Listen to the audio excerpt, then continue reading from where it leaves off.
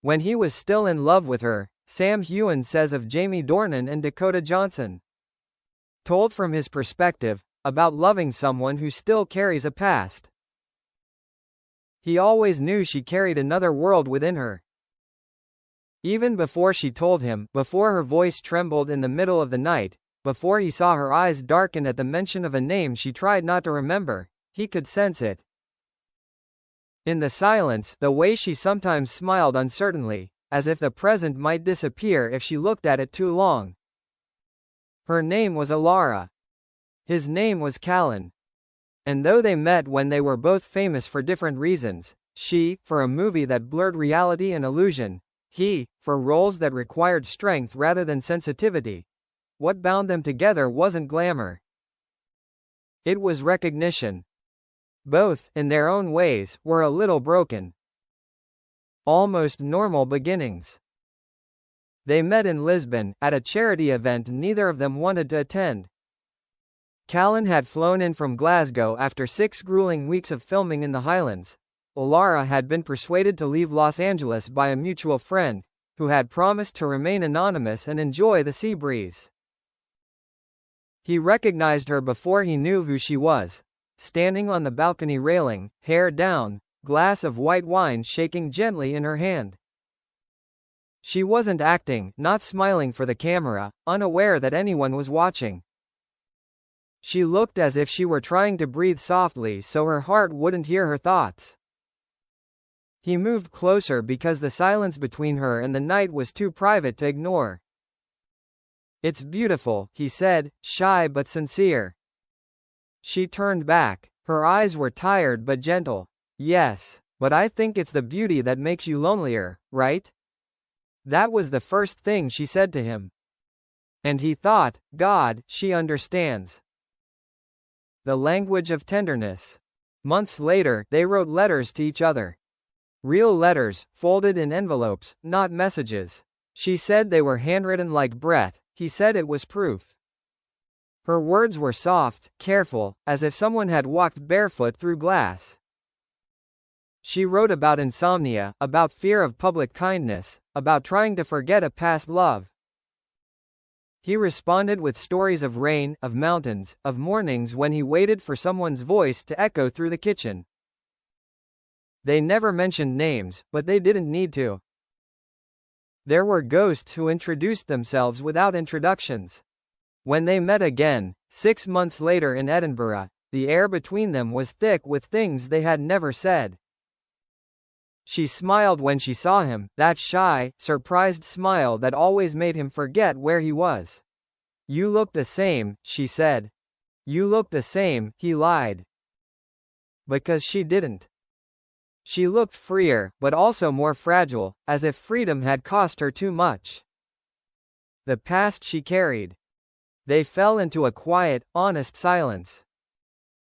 Coffee turned to dinner, laughter turned to gentle touches like home. Callen knew she was careful, that every gesture carried a permission she only granted herself after a pause. Once, when they were lying on the floor listening to music, he felt her still. "What's wrong?" he whispered. She looked up at the ceiling and said softly, "Sometimes I feel guilty about being happy with someone new. Like I stole it." He leaned in, brushing her hair away from her face. "You can't steal what's already yours." She smiled, her eyes brimming with tears. "So why does it still feel like it's borrowed?" He didn't answer. Because he knew that guilt, the way grief remained like a bruise even after it had stopped hurting. Candle when the world discovered. The story was leaked without their permission. A photo, blurry, grainy, taken on a rainy Paris street. Her hand in his. The caption read, "Elara Miles moving on with Scottish actor Callen Rowan, source says X not happy." The internet exploded. Callen's phone was full of notifications, requests for comments, headlines written by strangers who didn't know her laugh or the way she left the lights on in every room because she hated the ending. He wanted to protect her, wanted to call it all out, but she said, "Let them talk." Her voice trembled, but her resolve did not. I've been through worse storms, she said. This time, I have an umbrella. He wanted to be that umbrella, but there were rains that couldn't be stopped, they had to be walked through. Still love her. He learned to love her with patience. On the mornings when she woke from indescribable dreams, he would make coffee and pretend not to notice the quiet trembling in her hands. When she needed space, he gave it to her without resentment.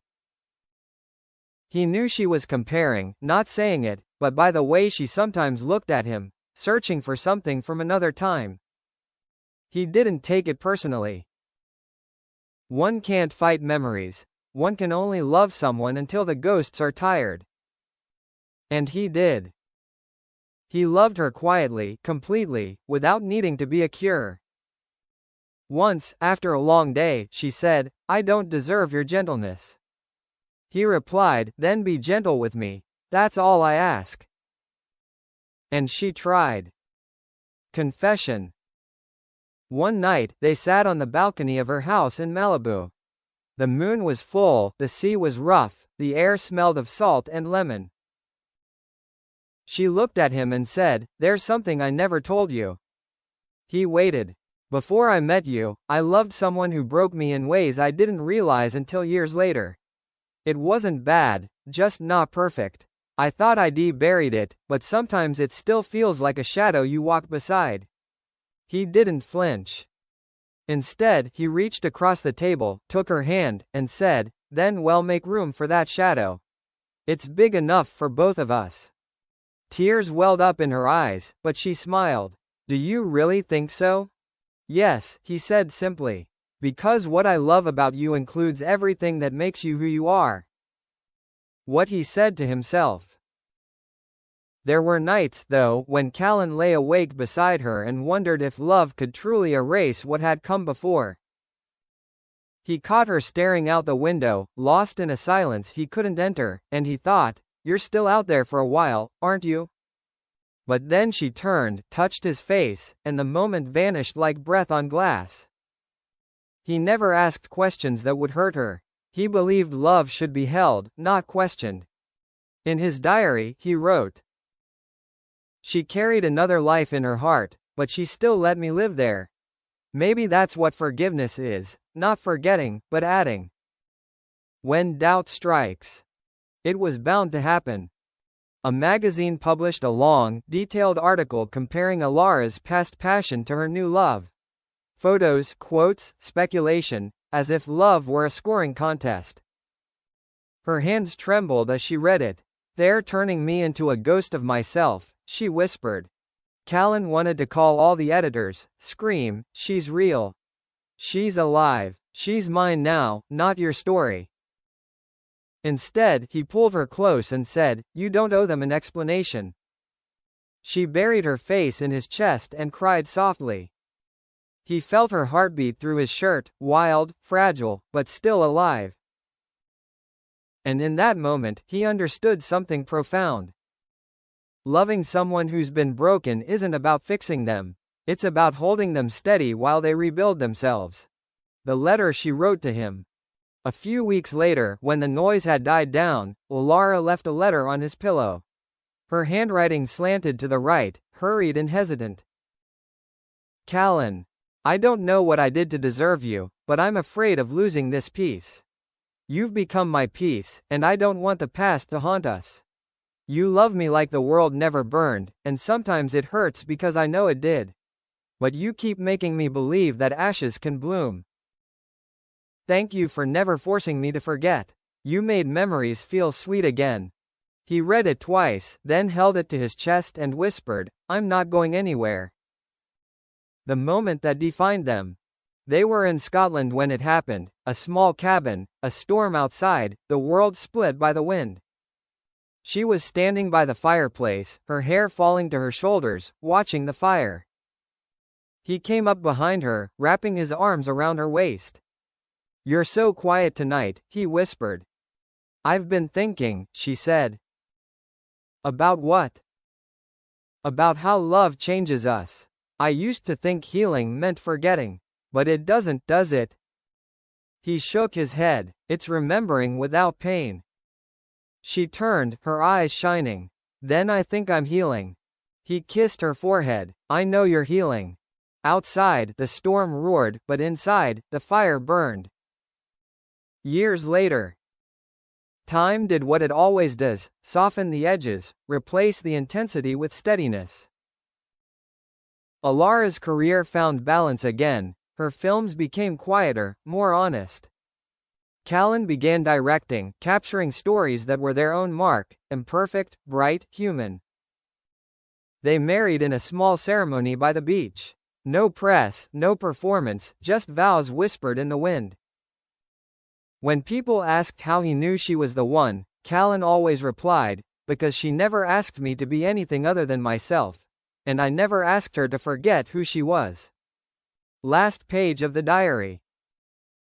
Years later, he found himself writing again, same desk, same pen, same soft light. He writes not as an actor, not as a husband, but as a man grateful for the quiet miracle of staying. I learned that loving someone who still hurts is not a burden, but a privilege. Because in every scar there is a story, and in every story there is an opportunity for kindness.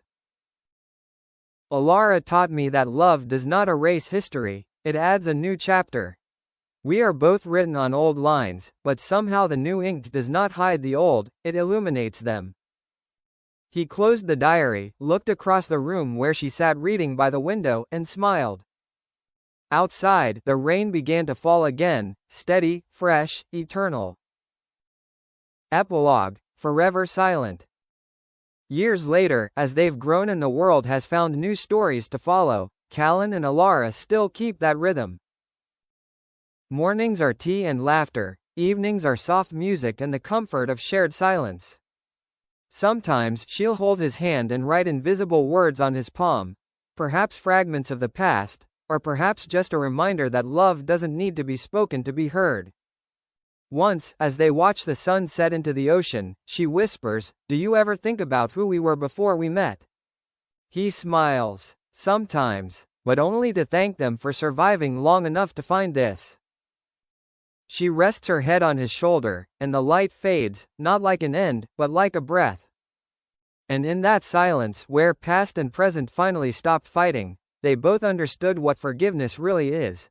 Not the act of letting go, but the grace of still reaching out, and being reached out in return.